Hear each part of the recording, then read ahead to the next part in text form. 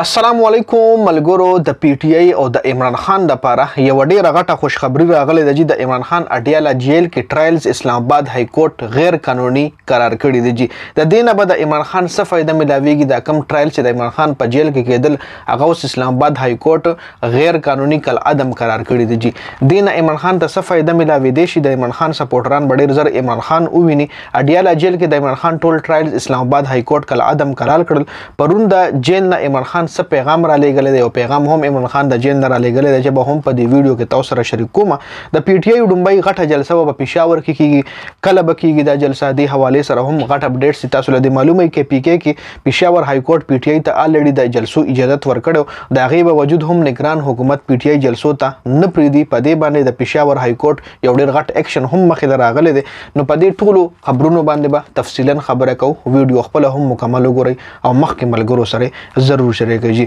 ټول نه پهله خو د عمران خان حوالې سره خبره کوو کله چې عمران خان جیل ته تللی نو تر اوسه پورې عمران خان ته دومره غټ ریلیف نه میلاو شوی د پرون چې کوم ریلیف عمران خان ته میلاو شوی دی په اډیالا جیل کې د عمران خان خفیه ټرایلز اسلام آباد های کورټ کل عدم قرار کړی دي 19 اکتوبر نه تر اوسه پورې چې څومره ټرایلز په جیل کې شوي هغه ټول کل عدم قرار شوي دي په عمران خان اور شاه محمود قریشي چې کوم فرد جرم په سایفر کیس کې عاید شوی نو هغه فرد جرم هم کل عدم قرار شوی دی اسلام آباد های کورټ جج پرون وویل چې جیل کې خو هله ټرایلز کیږي چې کله یو کیس د اوپن ټرایلز ټولې تقاضې پوره کوي په سایفر کیس کې چې څومره هم نوټیفیکیشن وزارت قانون کړي هغه ټول پرون اسلام آباد های کورټ کې کل عدم قرار شوی دی اصل کې جیل کې ټرایلز کول جسټس عامر فاروق شروع کړي هغه ویل چې دا قانوني ټرایلز دي او دا مطلب قانوني خبره ده چې په جیل کې مونږ ټرایلز کولای شو اوس اسلام آباد های کورټ چې کوم دی هغه دا ټول هر څه کل عدم قرار کړي دي د عمران خان باندې چې کوم فرد جرم عاید شوی هغه هم کل عدم قرار شوی دی اوس په دوباره دا هر څه په کوټ کې دننه کېږي په اوپن ټرایل کې به کېږي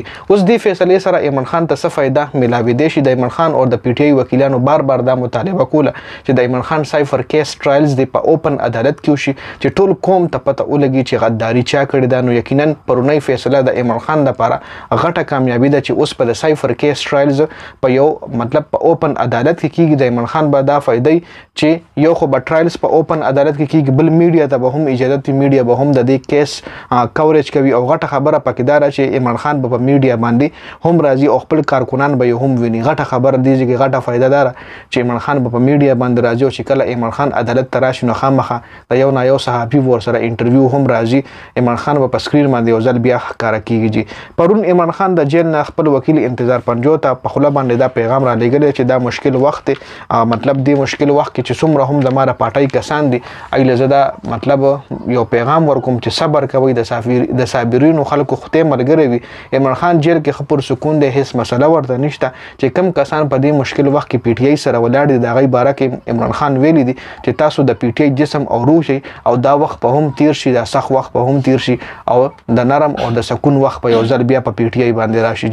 د پی ټی آی ډومبۍ جلسه په پېښور کې کېږي پرون عمران خان سره جیل کې د خپل وکیلانو ملاقات کړی دی او هغې دا ویلي چې عمران خان دا فیصله کړې ده چې د پی ټی آی ډومبۍ غټه جلسه به په پېښور کې کېږي بل د بشرا بیبي سابقه خاوند چې په عمران خان او بشرا بیبي باندې کوم الزامات لګولو د هغې حوالې سره عمران خان د بشرا بیبي سابقه خاوند خاورما نکاح حوالې سره ویلي چې د ډېرې خبرې دروغ کړي دي او دې کې هیڅ قسم حقیقت نشته دی د خپل بچاو دپاره اوس داسې قسم الزامات په موږ باندې لګوي بل پېښور های کورټ تاسو له معلومه ده پی ټی آی ته د جلسو حقوق له اجازه ورکړو خو بیا هم